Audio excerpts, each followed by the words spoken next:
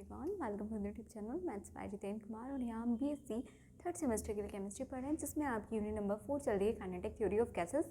ठीक है, तो आज का आपका टॉपिक है इसमें लिक्विफिकेशन ऑफ गैसेस। जो आपका वंडरफुल इक्वेशन थी वो खत्म हो गई है, उसकी लिमिटेशन भी हो गई है। अब हम देख रहे हैं लिक्विफिकेशन ऑफ गैसेस, यानी कि गैसों का लिक्विफिकेशन क्या होता है, यानी कि हिंदी में बोलते हैं इसको द्रवीकरण। ठीक है, गैसों का द्रवीकरण। चलिए देखते हैं। तो गैसेज स्टेट क्या है, वो नेचुरल स्टेट मानी गई है। एंड ऑन कंडेंसेशन, यानी कि गैसेज स्टेट को आपकी नेचुरल स्टेट मानी गई है। ठीक है, एंड ऑन कंडेंसेशन, और कंडेंसेशन के बाद क्या होगा, कंडेंसेशन वो भी किस पे, and on condensation at low temperature, यानी कि लो टेम्परेचर और हाई प्रेशर पर कंडेंसेशन अगर हम करते हैं किसका, गैसेस का, गैसों की जो नेचुरल स्टेट है वो हम गैसेज स्टेट ही, जो हमारी जो स्टेट है मैटर की वो उसमें नेचुरल स्टेट किसको माना गया है, गैसेज स्टेट को। तो गैसेज स्टेट को नेचुरल स्टेट माना गया है। लेकिन अब गैसेज स्टेट में क्या करें, गैसेज स्टेट पर का अगर कंडेंसेशन करें, गैसेज स्टेट का अगर कंडेंसेशन करें किस पे, एट लो टेम्परेचर और हाई प्रेशर पर, लो टेम्परेचर और हाई प्रेशर पर करते हैं, तो ये क्या हो जाएगा, it will convert into liquid state. तब ये क्या हो जाएगा, लिक्विड स्टेट में कन्वर्ट हो जाएगा कंडेंसेशन से। आपको पता है गैसों का कंडेंसेशन करके उसको लिक्विड में क्या कन्वर्ट किया जाता है, आपको बताइए।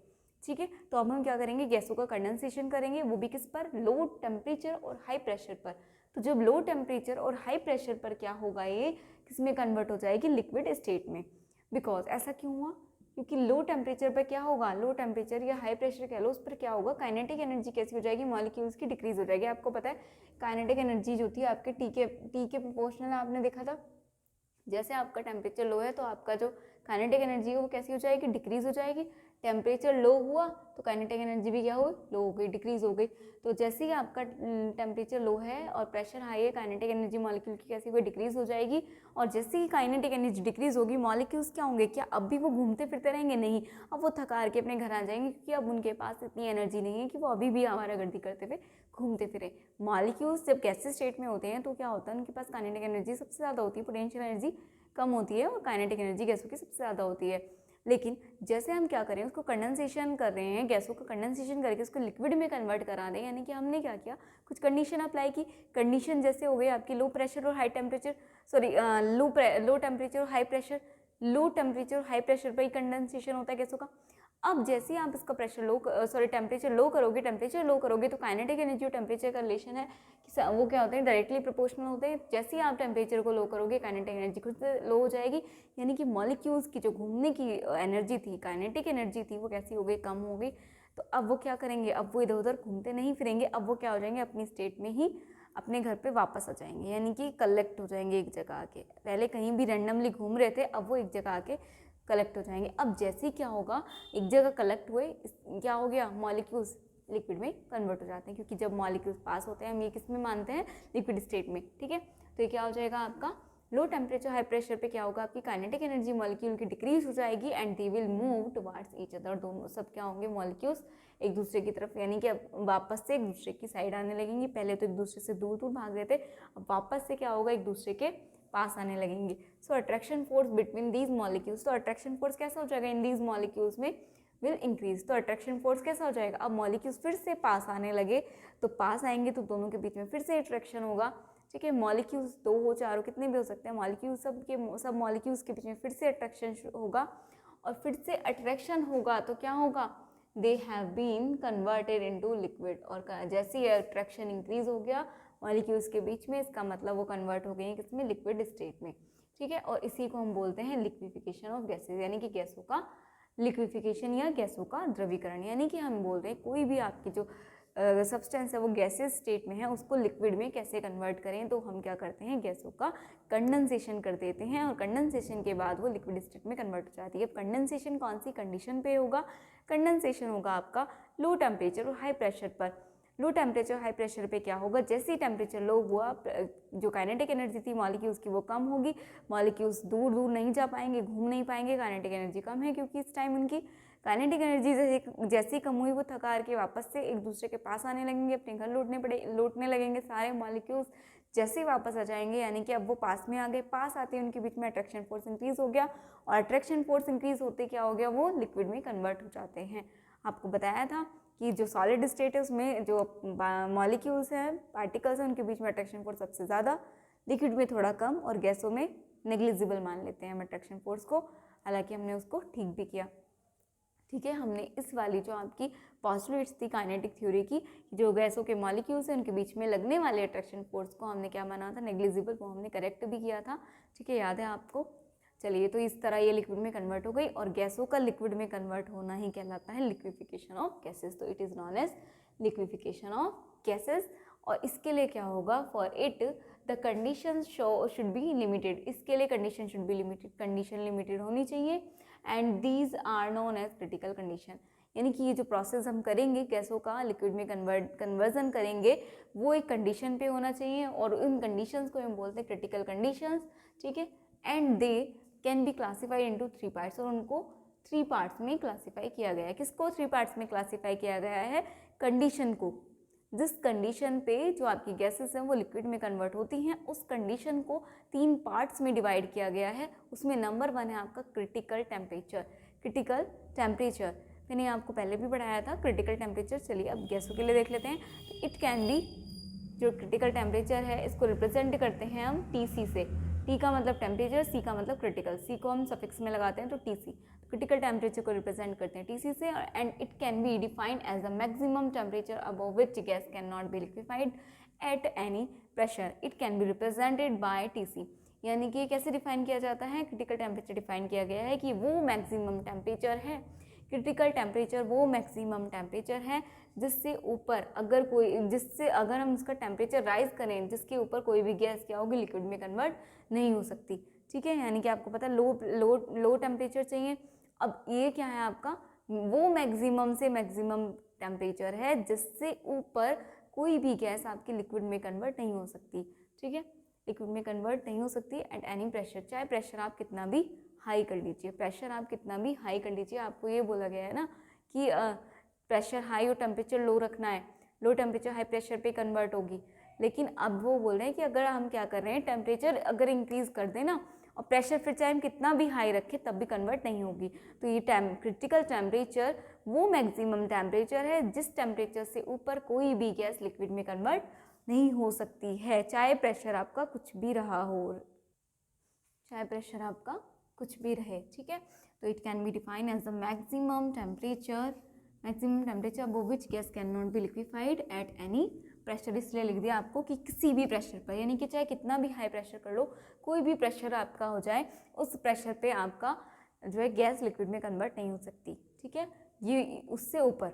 ठीक है, तो ये वो टेम्परेचर है, यानी कि वह तापमान जिसके ऊपर कोई भी गैस द्रव में परिवर्तित नहीं हो सकती, चाहे फिर प्रेशर आपका कुछ भी हो।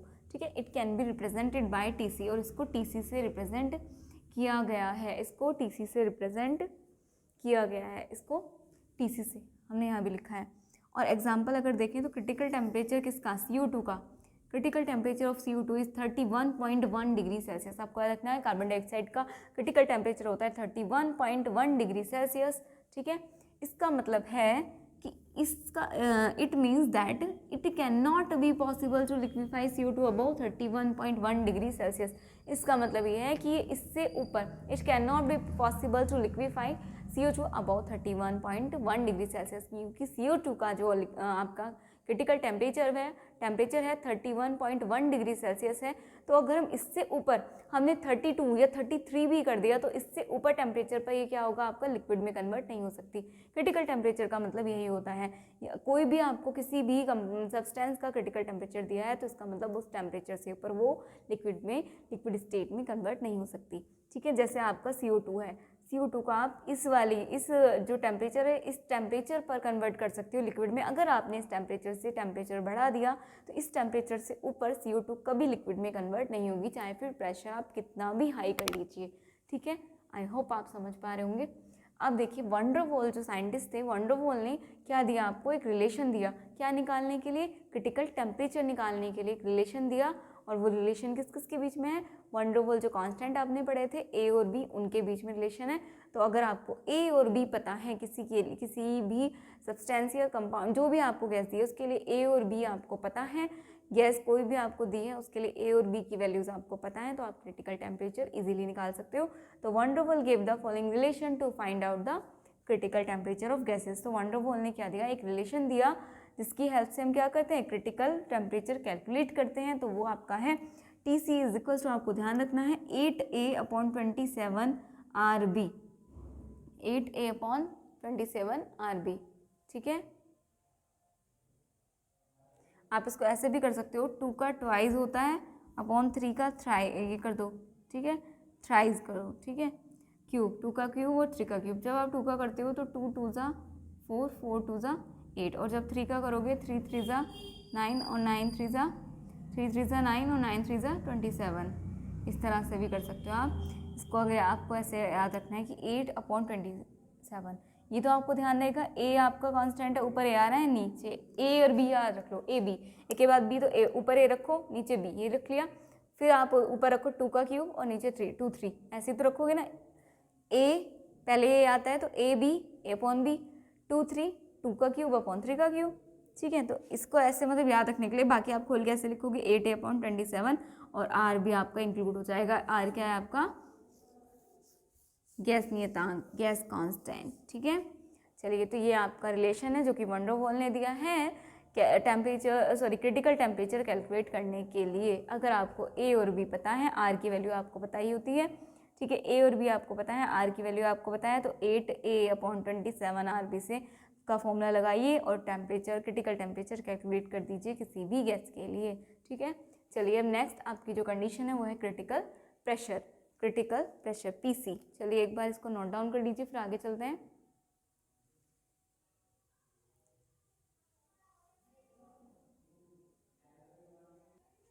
चलिए आगे देखते हैं। आगे आपकी नेक्स्ट जो कंडीशन है वो है आपकी क्रिटिकल प्रेशर यानी कि PC। तो क्रिटिकल प्रेशर क्या होता है आपका, तो हमने अभी पढ़ा क्रिटिकल टेम्परेचर, तो जिस टेम्परेचर पर हम जिसे हम क्या बोल रहे हैं, क्रिटिकल टेम्परेचर। तो आपको ध्यान रखना है कि क्रिटिकल टेम्परेचर पर ही जितना प्रेशर होता है उसी प्रेशर को हम क्रिटिकल प्रेशर भी बोलते हैं, ठीक है। चलिए इसको, और इसकी डेफिनेशन क्या हो सकती है, तो it can be defined as a minimum temperature, ये वो minimum it can be defined as a minimum pressure, ये वो मिनिमम प्रेशर है below which gas can not be liquefied, यानी कि इससे नीचे कोई भी गैस लिक्विफाई नहीं की जा सकती। Below which gas can not be liquefied at any temperature, किसी भी टेम्परेचर पर, फिर टेम्परेचर चाहे आपका कुछ भी हो, यानी कि वही बात है। वो क्या था, वो मैक्सिमम टेम्परेचर है जिसके ऊपर कोई भी गैस क्या हो गया आपकी लिक्विफाई नहीं हो सकती, चाहे आपका प्रेशर कुछ भी हो। ये इसमें क्या है, उल्टा करना है, ये वो मिनिमम प्रेशर है जिसके नीचे आपकी कोई भी गैस लिक्विफाई नहीं हो सकती, चाहे आपका टेम्परेचर कुछ भी हो। और इसको रिप्रेजेंट करते हैं हम PC से। इसको रिप्रेजेंट किससे करते हैं, PC से। उसको किया था हमने TC से, इसको करते हैं PC से। अब देखो, जो हमारा CO2 था उसका क्रिटिकल टेम्परेचर कितना था, 31.1 डिग्री सेल्सियस। तो वही लिखा है कि 31.1 degree Celsius CO2 can be liquefied under a pressure of 72.9 atmosphere. तो जो CO2 है वो लिक्विफाई हो सकती है अंडर प्रेशर कौन सा, कितना प्रेशर है, 72.9 एटमॉस्फेयर। 72.9 एटमॉस्फेयर प्रेशर पर क्या हो सकती है, इजीली लिक्विफाई हो सकती है, ठीक है। यानी कि 31.1 डिग्री सेल्सियस पर CO2 क्या है, कैन बी लिक्विफाई हो सकती है। और प्रेशर कितना होगा उसका इस टेम्परेचर पर, ये तो आपका हो गया CO2 का क्रिटिकल टेम्परेचर पर जब वो लिक्विफाई हो रही है उस टाइम पे जितना भी आपका उसका प्रेशर होगा CO2 का, वही उसका क्या होगा, क्रिटिकल प्रेशर होगा। तो उस टाइम पे उसका प्रेशर कितना होता है, 72.9 एटमॉस्फेयर, ये आपको ध्यान रखना है। 10 बाकी और भी आपको निकालने के लिए भी पता होना चाहिए, सिर्फ हम जब एग्जांपल दे रहे हैं तो एक एग्जांपल तो आपको ध्यान होना चाहिए लिखने के लिए, ठीक है। तो इसका जो प्रेशर हो गया वो 72.9 एटमॉस्फेयर हो गया। तो द क्रिटिकल प्रेशर, इसका मतलब क्रिटिकल प्रेशर कितना हो जाएगा CO2 का, 72.9 एटमॉस्फेयर। इसका मतलब 72.9 एटमॉस्फेयर प्रेशर ही उसका क्या हुआ, क्रिटिकल प्रेशर हो गया। अब वैन डर वाल ने एक रिलेशन दिया, तो according to van der Waals critical pressure can be measured as follows. तो वैन डर वाल के अकॉर्डिंग क्या है कि क्रिटिकल प्रेशर कैसे मेजर किया जाता है, PC बराबर हो जाता है A/27B², ठीक है, A/27B², ठीक है। उसका क्या आया था आपको, TC कितना आया था आपका 8A/27 RB, और प्रेशर कितना आया आपका, क्रिटिकल प्रेशर यानी कि PC कितना आया आपका A ऊपर ही है, देखो मैं इसलिए रिलेट करके बता रही हूँ 27B²। ये तो सेम था A वाला 27, ये चीज़ें आपको रखनी है, और B ये पूरा सेम था, बस एक चीज़ के आगे एक्स्ट्रा बी पे स्क्वायर लग गया, ठीक है, ये एक्स्ट्रा निकल गए और ये क्या हो गया आपका a/27b²। आपको रिलेट करके याद रखना है, टीसी कितना आया था 8a/27 आरबी और ये कितना आया आपका पीसी a/27b², ठीक है। चलिए, ये था आपका क्रिटिकल प्रेशर निकालने का फॉर्मूला और वो था आपका क्रिटिकल टेम्परेचर निकालने का फॉर्मूला। अब चलते हैं हम क्रिटिकल वॉल्यूम की तरफ। क्रिटिकल वॉल्यूम जिसको रिप्रेजेंट करते हैं हम वीसी से, क्रिटिकल वॉल्यूम जिसको रिप्रेजेंट करते हैं हम वीसी से। तो क्रिटिकल वॉल्यूम क्या हो जाता है, तो द वॉल्यूम ऑक्यूपाइड बाय 1 मोल। आपको ध्यान रखना है, जो जितना आपका क्रिटिकल टेम्परेचर और क्रिटिकल प्रेशर, हमने क्रिटिकल टेम्परेचर क्रिटिकल प्रेशर पढ़ लिया, तो क्रिटिकल टेम्परेचर और क्रिटिकल प्रेशर पर जितना वॉल्यूम होता है उसी को हम क्रिटिकल वॉल्यूम बोलते हैं और इसको किससे रिप्रेजेंट करते हैं, वीसी से, ठीक है। अब वीसी से रिप्रेजेंट करते हैं इसको, तो चलिए इसकी डेफिनेशन भी देख लेते हैं प्रॉपर।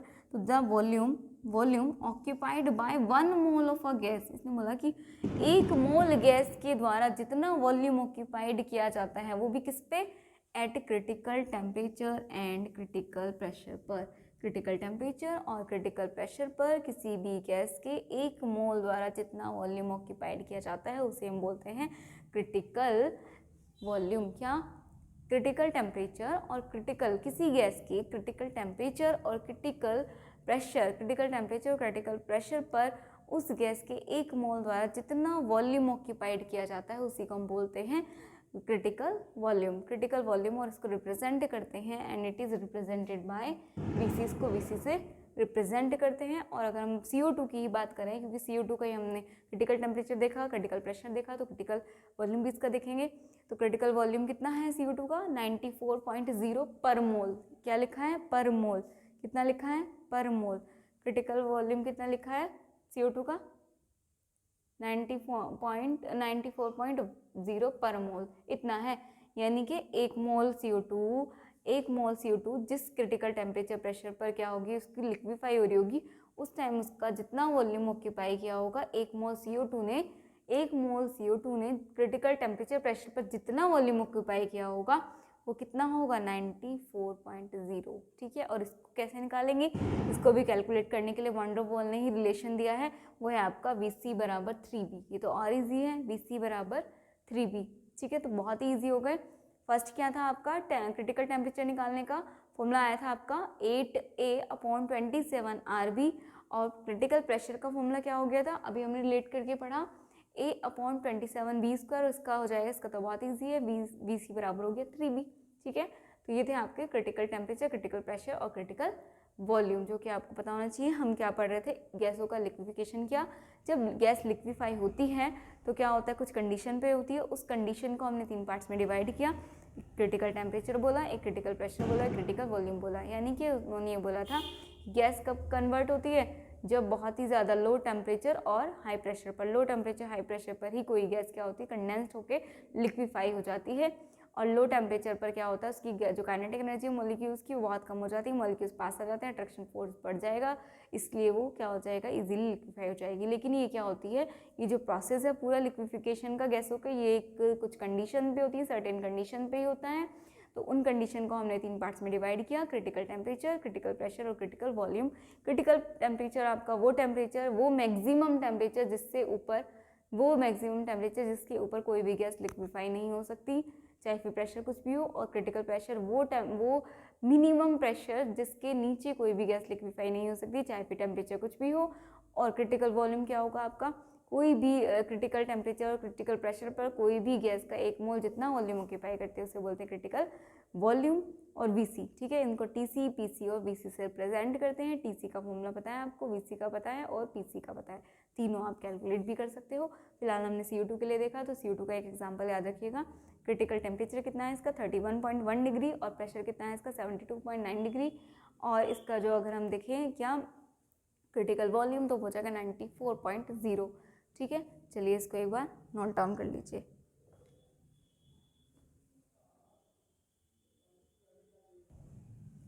चलिए आगे देखते हैं। आगे है आपका लॉ ऑफ कॉरस्पॉन्डिंग स्टेट या क्लोजेस्ट स्टेट, बहुत छोटा सा है, बस इतना सही लो है, ठीक है। एक बार पढ़ लेते हैं कि लॉ ऑफ कॉरस्पॉन्डिंग स्टेट या क्लोजेस्ट लॉ क्या होता है। तो वैन डर वाल ने क्या किया था, वैन डर वाल इक्वेशन में क्या था, नॉर्मल टेम्परेचर, प्रेशर, वॉल्यूम आपने देखा था, क्या था आपकी वैन डर वाल इक्वेशन, बताइए ज़रा। Plus a n square upon v square ये था, और v minus n b is equals to n R T, ये थी आपकी वंडर वॉल इक्वेशन आई थी। ठीक है, तो नॉर्म इसमें देखो वंडर वॉल इक्वेशन में इसमें क्या यूज़ हो रहा है, नॉर्मल प्रेशर, नॉर्मल वॉल्यूम और नॉर्मल ही टेम्परेचर यूज़ हो रहा है। लेकिन क्लॉसियस ने क्या किया, इंट्रोड्यूस कर दिया वंडर वॉल इक्वेशन में ही, क्या किया उन्होंने, नॉर्मल टेम्परेचर प्रेशर वॉल्यूम की जगह critical temperature pressure, critical volume, critical temperature, critical pressure ले लिया। ठीक है, यानी कि जो वंडर वॉल इक्वेशन थी गैस इक्वेशन, उसमें क्लॉसियस ने क्रिटिकल टेम्परेचर, क्रिटिकल प्रेशर और क्रिटिकल वॉल्यूम इंट्रोड्यूस कर दिया, किसकी प्लेस पर, नॉर्मल वैल्यूज़ की प्लेस पर। तो अब कैसा दिखता है आपका, तो क्रिटिकल स्टेट और कॉरस्पॉन्डिंग स्टेट ऑफ गैसेस, और ये क्या दिखाता है आपका, क्रिटिकल स्टेट और कॉरस्पॉन्डिंग स्टेट ऑफ गैसेस कहलाता है। जैसे आपकी इक्वेशन थी 1 मोल के लिए, हमने यहाँ पे लिया, यहाँ पे लिख सकते हैं आप 4 1 मोल, 1 मोल की बात कर रहे हैं बेटा, 1 मोल के लिए क्या होगा, ठीक है, ठीक है, तो 1 मोल के लिए, तो 1 मोल में n नहीं है, तो अगर n नहीं दिख रहा है आपको, इसका मतलब 1 मोल के लिए। ठीक है, और कुछ और टर्म्स दिख रही है, यानी कि और भी कुछ और वैल्यू हो सकती है n की, 1 से अलग कुछ और मोल्स भी हो सकते हैं। ठीक है, अब देखो इन क्रिटिकल कंडीशन में क्या होगा, पी की जगह उन्होंने क्या किया, क्लॉसियस ने नॉर्मल प्रेशर की जगह critical pressure, temperature normal temperature की जगह क्रिटिकल टेम्परेचर, नॉर्मल वॉल्यूम की जगह क्रिटिकल वॉल्यूम इंट्रोड्यूस कर दिया। अब ये वैल्यूज अगर हम इसमें इक्वेशन में पुट कर दें, तो पी की जगह क्या हो जाएगा, P C, A upon V की जगह वी सी, तो ये क्या हो गया, P C plus A upon V C का square, V C minus B R T C, ये बन गई। यहाँ तक में कोई दिक्कत, ये इक्वेशन बन गई। अब क्या करें, on putting the values of critical temperature, pressure and volume, आपको पता है इनकी वैल्यूज पुट कर दीजिए। आपने अभी देखा कि आपकी जो टी सी आया था वो आया था आपका 8 अपॉन 27 आर बी आया था, एंड पी सी क्या आया था आपका ए अपॉन 27 बी स्क्वायर ये आया था, और वी सी क्या आया था आपका 3b, ये वैल्यूज आई थी आपकी। ये तीनों वैल्यूज अब क्या करेंगे, हम इसमें पुट कर देंगे। तो पी सी की जगह क्या रखा हमने, ए अपॉन 27 बी स्क्वायर वही है, ठीक है, ए अपॉन वी सी कितना है आपका 3b। जब आप रखोगे 3b का स्क्वायर, तो 3b का स्क्वायर कैसे निकलेगा, इसका भी स्क्वायर इसका भी, यानी कि 9b स्क्वायर, तो वही आ गया। ठीक है, इस तरह आया है आपका ए अपॉन 9b स्क्वायर। उसके बाद देखिए वी सी की जगह 3b माइनस बी रख दिया, आर ऐसे ही, टी सी की वैल्यू कितनी है 8 अपॉन 27 आर बी, ये वैल्यू हो गई टी सी की। इस तरह से हमने इक्वेशन बना ली। आप चाहें तो इसको और सिंप्लीफाई कर सकते हैं। ठीक है, ये था आपका लॉ ऑफ कॉरस्पॉन्डिंग स्टेट या क्लॉसियस लॉ, ये वाला। ठीक है, इस वाले लॉ को आपको ध्यान रखना है, नॉर्मल टेम्परेचर प्रेशर वॉल्यूम की जगह पे आपको क्रिटिकल टेम्परेचर प्रेशर वॉल्यूम रखना है, और अपना लॉ आ जाएगा कौन सा, लॉ ऑफ कॉरस्पॉन्डिंग स्टेट या क्लॉसियस लॉ। तो ये वैल्यूज पुट करने के बाद आपकी इक्वेशन आ गई है। ठीक है, तो इसको नोट डाउन कर लीजिए, और आज की क्लास के लिए इतना रखते हैं। Thank you and keep learning.